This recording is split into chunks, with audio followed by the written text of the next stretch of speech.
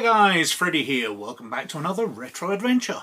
The end of another week, the end of another poll. We've got a very definite win for Queen Euphoria for Shadowrun. Now as usual, I'll cover this on the desktop in a wee second, and I'll be back at the end of the video with some other channel related stuff and some other poll related stuff. But before I do that, I'd like to talk about my patrons, who this week I have been told never make a deal with the dragon, which makes them very wise indeed. But it's their kindness I appreciate most, as they make all of this possible by supporting the channel. Now, if you'd like to join them and help support the channel, or you'd like to gain access to these videos a week early, or you'd like to gain access to one of the other levels of patronage we've got, such as becoming a real honest-to-goodness fake Laird of Scotland, then we've got Patreon in the description down below. If you check it out, it'd be very much appreciated. But anyway, let's have a look at Queen Euphoria. So, this is Queen Euphoria, which is an adventure for Shadowrun. Came out from FASA, although it doesn't have a logo on the cover. And it came out in 1990. It mentions FASA on the spine here. It also has a correction label stuck on the cover of my copy, correcting the stock item number 27304, because on the spine it says it's 7205, which is actually the item number for the Universal Brotherhood adventure and booklet, which is a bit odd because these two adventures are very closely related because they both involve insect spirits. Now, before I go any further, I'd like to comment, I really don't like the way they used to stretch the fonts on the spines of these books. It's really a way of annoying graphic designers, and while that doesn't usually bother me, it really looks quite ugly the way they've stretched the fonts. They could have chosen something nicer, used larger spacing or something if they wanted it to run the full length. Now, the cover art is absolutely lovely as usual and kind of shows off what this adventure is about. We see a star repeated on different screens and she's being mutated into an insect spirit. Or a flesh form insect spirit. The queen of the title, for she is Euphoria. Now, people have criticised this adventure in the past for being very similar to Mercurial.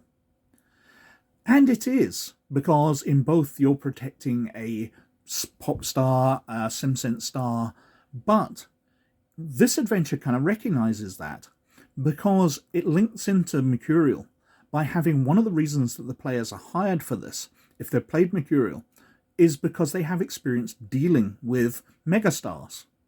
So they've got it in their history, so they're the go-to guys for this kind of mission, which I really like. Now, let's have a look at the back cover before we go any further. So, it was a simple job. The pay was good. Snatch Euphoria, the simsense star. Sit on her for a weekend and let her go. Easy. If you believe that, you've never run the shadows. Because now she's been snatched for a second time, and the corps think you did it. What does this have to do with Ambergel, the most popular junk food in Seattle? A former Coyote shaman, an evil power so strong it threatens all mankind. Find the queen, find the answers. Hurry. Now, the way this links together is a insect shaman has made a deal with a corporation to provide this Ambergel, which is something that insect spirits create to feed their young. And while not addictive, it is very Moorish, shall we say it that way. People really like it. So this fast food corporation has started selling it. And they're getting it provided, and they don't really care where it's coming from. So, the insect shaman is providing this, they're providing him with facilities, he's growing his hive.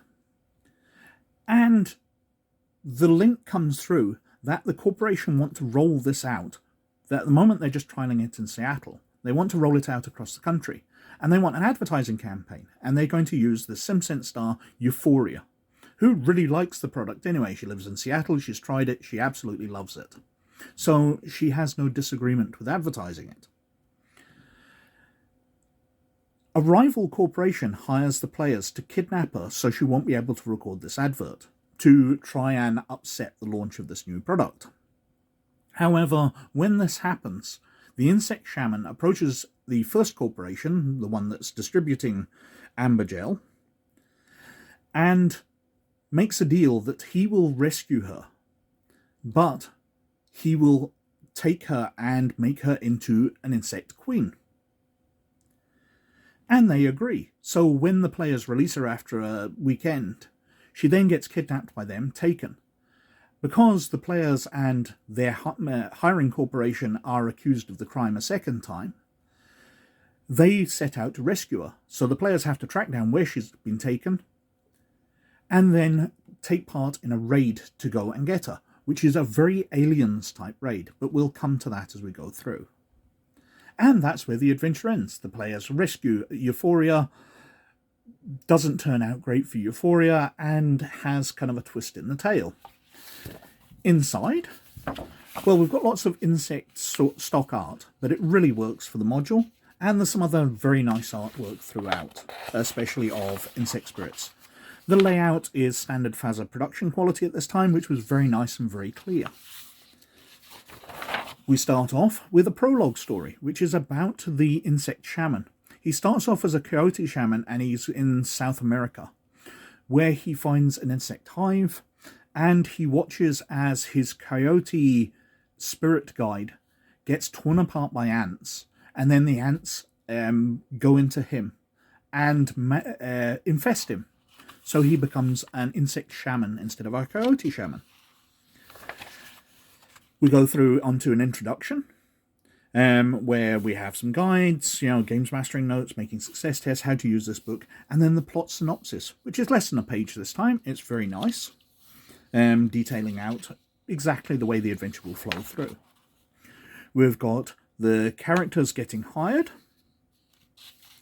We've got the mention of Mercurial, contacting them because of the prior experience with a big name star. And then they're off and running. They're heading out to get hired. They meet up at Royal Meadows. They will then be breaking into Mercurial's through the lobby. There's the computer systems and everything, until they eventually get to her condominium, her 21st floor condo, with the layout, and they come up against her guard. She's got some knight errant guards, and she's got a couple of bodyguards, Osprey and Stone, who the players will have to get past to grab her. They then hold on to her for a couple of days. And this is fairly straightforward. One of the big things about it is that she will start moaning because she really likes the Ambergel. She's not addicted to it, she just craves it. So she'll keep moaning about that. They'll maybe have to go out to a fast food restaurant to grab it. And if one of the player mages tries it, there's an experience they get where they realise the connection to insects. And they end up with like an insect bite on the back of one hand. Once the days go past, they release her and they get their payment. And that seems to be about it. They get their payday. However, they get called up again because she's been kidnapped once more. So they meet up with Mega Media, the corporation that's hiring them. She's missing again. We get some art of displaying how she got kidnapped because the insect shaman sent some flesh form insect spirits after her. And they get to return to the scene of the kidnapping they did, where they can see the evidence left over from what's happened, including a simsense recording, because she was recording at the time she was grabbed. So as she's dragged off, they've recorded all of her senses, her vision, her touch, her sight, sound, everything. So the players can relive it and see what happened and get evidence from that. Going through, they can try and track down the people, find out who did it, track down through a magic shop to track the insect shaman. And then, once they know where she's been taken, which is the factory where the Ambergel's getting produced, the corporation that's hired them sends them in. Now, this is very Aliens. And this is a part which, when I played through the adventure, I absolutely loved. Because you get to choose from virtually any weaponry you want. You can't get lasers, heavy machine guns aren't, but you can get things like a deluxe gyro mount with a minigun on it. But it's got lots of other security armor with different equipment in it. Grenades you've got available, secondary weapons of choice, stim patches, trauma patches, etc. You're getting sent in as a military unit. It's very, very Aliens. You then get to penetrate the factory, going past its ordinary security, and into the insect hive beneath the factory. Now, this was a part we had an absolutely great time with. Our group went down on two sides of the building. And as me and some other players went into room 12 here, we got ambushed by a couple of flesh-form insect spirits. We shot at it, doing not much, so we opened up with grenade launchers, which killed the insect spirits in this room and blew a hole through to the following room, where there were more insect spirits. Being a physical adept and a street samurai with wide reflexes, we were going very fast. So we fired again, blowing through into the main hive, and we just kept firing and firing, until eventually the players on the other side of the building were pinned to the wall by the blasts. It was a silly situation, and we fought off loads of insect spirits. It was very, very Aliens. We loved that bit.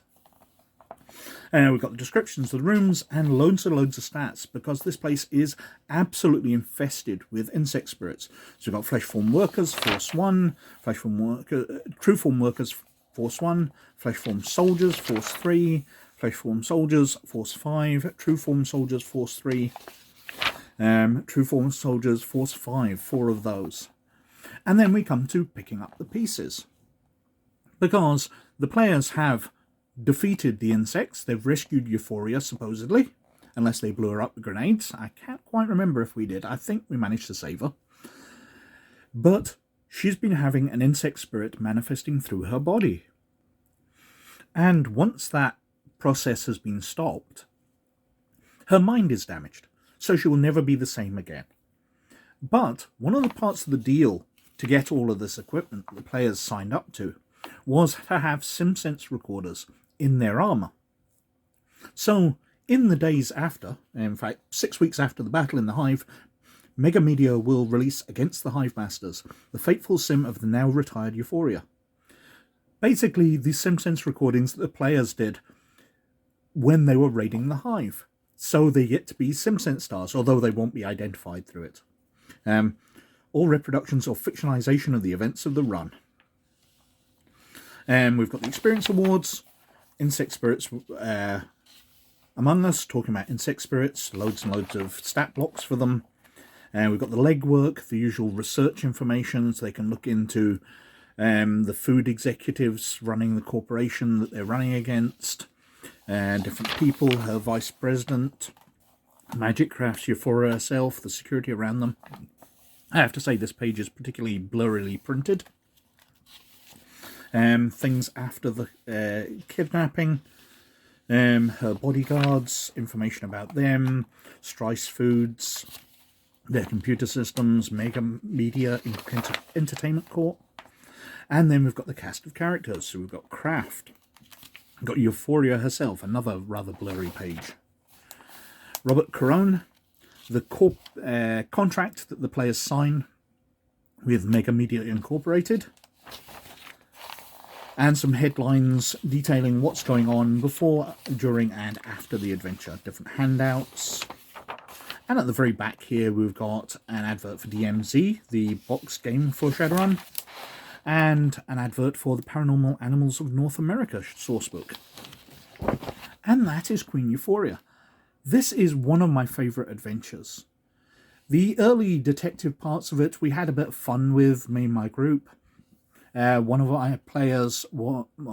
other players, because I was playing, not GMing, one of the other players was a kind of sleazy character who made his money out of dodgy deals and all that. So when we're breaking into this megastar's apartment, he's stealing personal items, he's raiding her clothing drawers, her jewellery, so he can sell it all off afterwards and make a profit, which was very, very sleazy and we found quite funny. And then the big raid at the end, which is such an alien setup. You know, you've got all the military equipment, you're speaking over radio headsets, you're coordinating yourselves way better than Shadowrunners normally do. You've got heavy weapons, you've got armor, and you go in blasting. And there's just hundreds, or dozens, rather, of insect spirits to gun down and destroy. It's such a fun climax to a game, which is very different from Shadowrun normally is.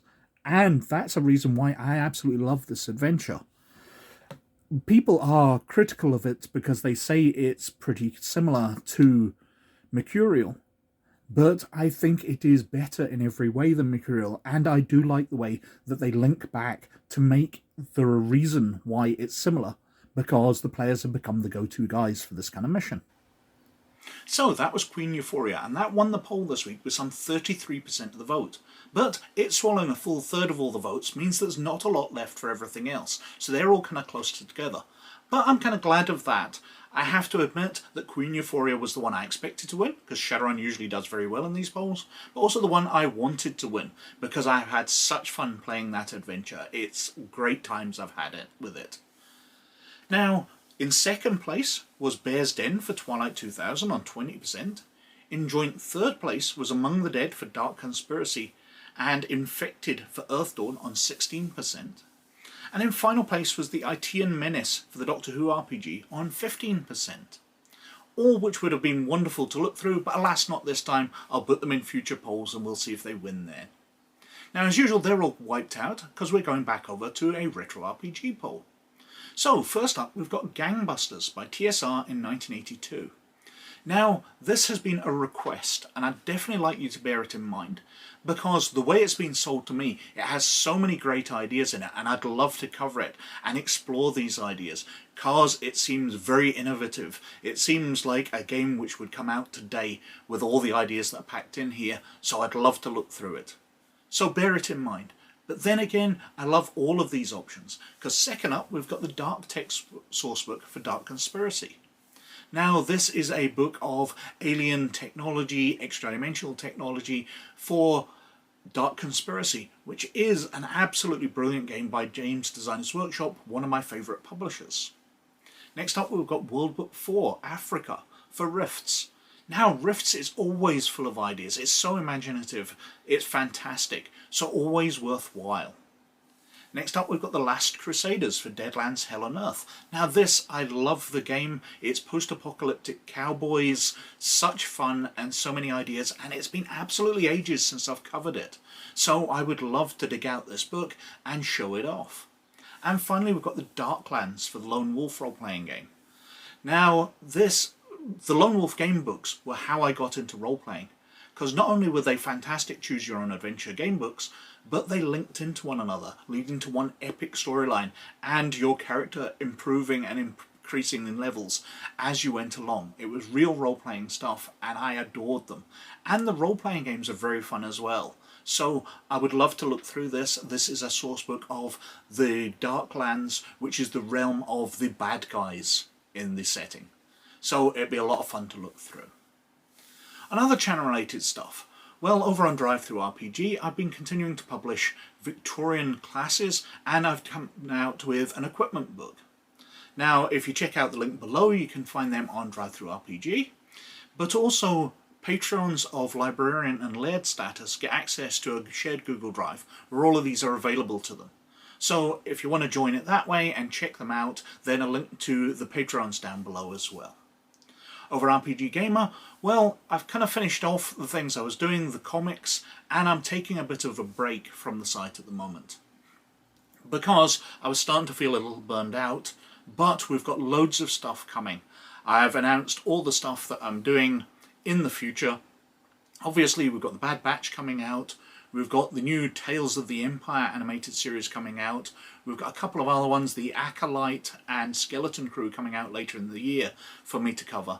But before that, I'm going to go to the Knights of the Old Republic comic book series, go through the 50 issues of that, and then at the end of the year, I'm going to go over to my completest view of the sequel movies. Because while I did them when the movies came out, I don't think I've gone through everything in detail and basically done every little thing that you can find on Wikipedia. Every person, every background character, everybody who's got a name, every piece of equipment. I love to stat all that out and do an absolute complete view of the movies. So that'll be coming towards the tail end of the year. Once I've finished this break, just allow me to get my brain back in creative format. But anyway, I think I've been wittering on for quite long enough, so thank you very much for watching. But as always, most of all, you look after yourselves, and I'll catch you later. Bye now.